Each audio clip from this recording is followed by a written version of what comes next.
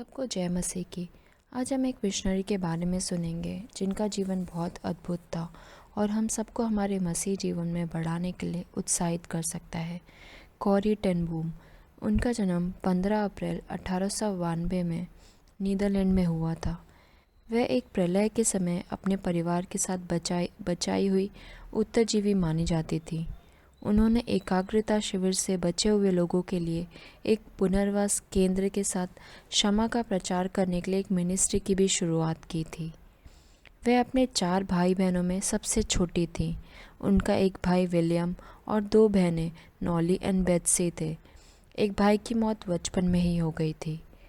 Carry के दादाजी ने एक घड़ी बनाने की दुकान 1837 में खोली थी और कॉरी के दादाजी के गुजरने के बाद उनके पिता कैस्पर ने वह दुकान संभाली।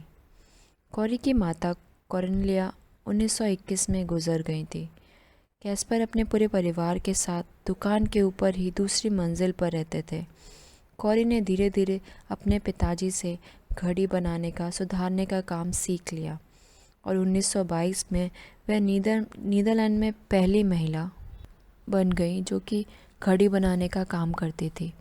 अपने पिता के साथ काम करने के अलावा वह एक नौजवान लोगों का क्लब भी चलाती थी जिसमें वह धार्मिक निर्देश, कला, सिलाई सिखाती थी।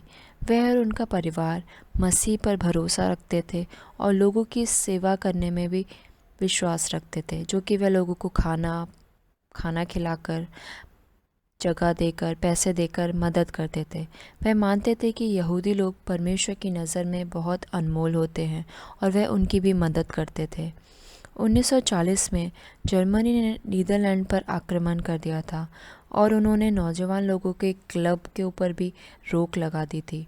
1942 में एक महिला कॉरी के पास आई और बोली कि वह एक यहूदी हैं और उन्होंने सुना है कि कॉरी और उनका परिवार यहूदियों की मदद करता है। कॉरी के घर से पुलिस का हेडक्वार्टर थोड़ी ही दूर पर था, लेकिन उन्होंने उस महिला की मदद की। कॉरी और उनकी बहन बेत्सी दोनों यहूदियों को अपने घर में छुपाने लगे क्योंकि उस समय नाजी सरकार यहूदियों के खिलाफ थी। उन्होंने अपने घर में एक गुप्त कमरा बना दिया था जहां वह यहूदियों को छुपा दिया करती थी। 1944 में वहाँ की सरकार को कॉरी और उनके परिवार पर शक हुआ और उन्होंने उनके घर पर छापा मार दिया। 6 लोग उस गुप्त कमरे में छिप गए और कॉरी और उनके पिता, भाई बहन सबको गिरफ्तार करके ले जाया गया। कुछ दिनों बाद कॉरी के पिताजी की भी मृत्यु हो गई। कॉरी और उनकी बहन बेत्सी साथ में एक जगह ही साथ में जेल में कैद थे और जो 6 यहूदी उनके घर में छुपे हुए थे उन्हें धीरे धीरे करके एक सुरक्षित जगह पर ले जाया गया। कॉरी के भाई को भी छोड़ दिया गया। कॉरी और उनकी बहन को एक साथ एक जगह पर बाकी महिलाओं के साथ कैद करके रखा गया था।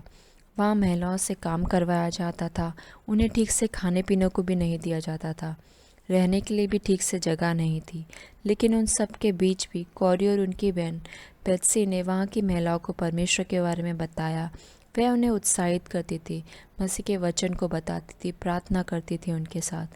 कुछ समय बाद बेत्सी की तबीयत भी अचानक खराब हो गई और फिर उस बीमारी में उनकी मृत्यु हो गई। कॉरी अकेले ही परमेश्वर का प्रचार उन महिलाओं के बीच करती रही। उसके बाद कॉरी को भी वहाँ से आज़ाद कर दिया गया। वह बताती थी कि उन्हें एक चमत्कार जैसा परमेश्वर उनके जीवन में मिला कि वो वहाँ से निकल पाई। वहाँ के लोग कहते थे कि किसी क्लर्क की गलती की वजह से वह बाहर निकल पाई है, लेकिन कॉरी इसे परमेश्वर का चमत्कार मानती थी कि वो उस जेल से वहाँ से निकल पाई। कॉरी अपने घर वापस आ गई और अपने घर फिर से लोगों की मदद करने के लिए उन्होंने खोल दिया।